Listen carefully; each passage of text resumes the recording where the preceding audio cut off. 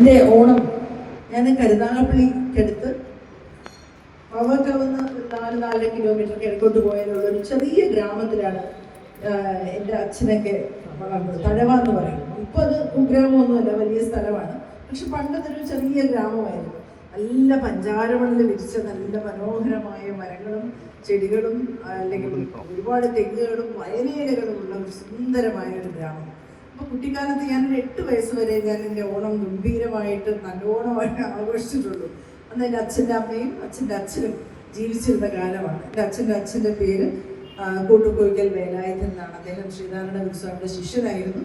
ഏറെക്കാലം സന്യാസിയായിട്ടൊക്കെ പോയതാണ്. പിന്നീട് ഈ പരിപക്വത്തായ സമ്പ്രദായത്തിലൊക്കെ സ്വത്ത് നഷ്ടപ്പെടാതിരിക്കാനോ ഒക്കെ പോയി അച്ഛമ്മയുടെ അച്ഛൻ പോയി വിളിച്ചപ്പോൾ സ്വാമി തന്നെ അദ്ദേഹത്തെ കുടുംബജീവിതത്തിലേക്കും വ്യവസായം ചെയ്യണമെന്ന് പറഞ്ഞ് അനുഗ്രഹിച്ച് വിട്ടതുകൊണ്ടാണ് വലിയ തിരിച്ച് നാട്ടിലേക്ക് വന്നത്. അപ്പോൾ അങ്ങനെ കൊണ്ടുപോയി ശാരദാമ്മ അവർ സംസ്കൃത പണ്ഡിറ്റൊക്കെ ആയിരുന്നു.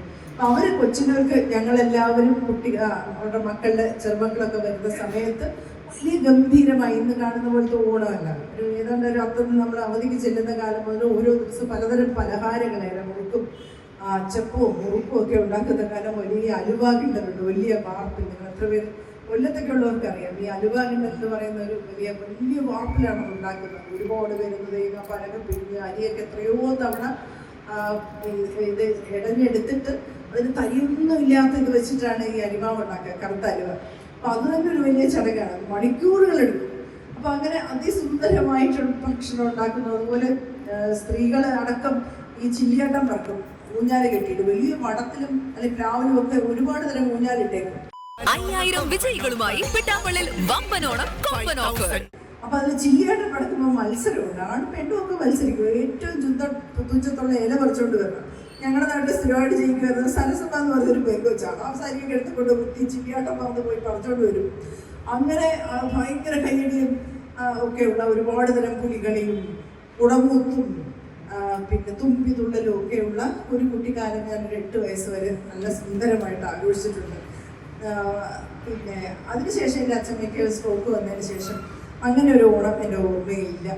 നാട്ടിലായിരുന്നു എൻ്റെ ഓണം. അമ്മ ഡോക്ടറായിരുന്നു SITയിൽ. അമ്മ എല്ലാ ദിവസവും തിരുവോണമാണെങ്കിലും ഉത്രാടമാണെങ്കിലും ആ സമയത്ത് എല്ലാവരും ലീവ് എടുക്കും. അതുകൊണ്ട് അമ്മയ്ക്ക് ലീവ് ഇല്ലെന്ന് മാത്രമല്ല, കൂടുതൽ ജോലി ചെയ്യുന്ന ദിവസങ്ങളാണ്. ചിലപ്പോൾ 2:30-3 മണിയാവും. ഇനി ഒരു ഡെലിവറി ഉണ്ടായിരുന്നു, ഒരു കോംപ്ലിക്കേറ്റഡ് ആയിരുന്നു, അല്ലെങ്കിൽ ബ്ലീഡിങ് വന്നു എന്നൊക്കെ പറഞ്ഞ് അമ്മ ഒരു 2:30-3 മണിയാവും വരുമ്പോൾ ചിലപ്പോൾ അവിടെ ഞങ്ങൾ എല്ലാവരും കൂടി ഇരുന്നാണ് ഊണ് കഴിക്കുക. ചിലപ്പോൾ ഞങ്ങൾ ഹോട്ടലിലായിരിക്കും കഴിക്കുക. എന്ന് വെച്ചാൽ അങ്ങനെ ഒരു സാഹചര്യത്തിലാണ് അതിന് ശേഷമുള്ള അല്ലെങ്കിൽ അച്ഛമ്മ വയ്യാതെ വീട്ടിൽ തന്നെ ഉണ്ടായിരുന്നു. 18 വർഷം ഞങ്ങളുടെ കൂടെ ഉണ്ടായിരുന്നു.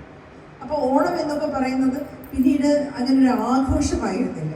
പക്ഷേ അമ്മ ഇങ്ങനെ ജോലിക്ക് പോകുമ്പോൾ എല്ലാ വീട്ടിലും ആൾക്കാർ കൊണ്ടുതരുന്നതും സാരിയും കൊടുത്ത് അത്തപ്പൂ ഒക്കെ ഇട്ട് ഞങ്ങൾ മാത്രം വല പോലാന്നവിടെയൊക്കെ തിരുത്ത് ഓണവും ഇല്ല, സദ്യ ഇല്ല എന്ന് വരുമ്പോൾ അച്ഛൻ പറഞ്ഞു തന്നിട്ടുണ്ട്, ഇതാണ് ഓണം, അമ്മയുടെ ഡെഡിക്കേഷനാണ് ഓണം, അല്ലെങ്കിൽ അതിൻ്റെ ആ സത്യസന്ധതയാണ് ഓണം, വേറെ ഒന്നുമല്ല എന്ന് അച്ഛൻ പറഞ്ഞു തരുമായിരുന്നു. അതുകൊണ്ട് തന്നെ ആ ജോലിയെ വിലമതിക്കാൻ അമ്മ ചെയ്യുന്നത് ഒരു വാക്കുപോലും മറുചോദ്യം ചോദിക്കാത്ത അമ്മ വന്നിട്ട് മാത്രം ഭക്ഷണം കഴിക്കുന്ന അച്ഛനെ കണ്ടാണ് ഞാൻ വളർന്നിട്ടുള്ളത്.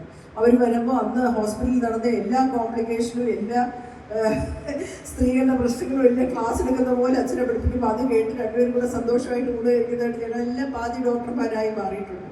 അപ്പോൾ അങ്ങനെ ഒരു ജീവിതമാണ് പിന്നീട് ഉണ്ടായത്.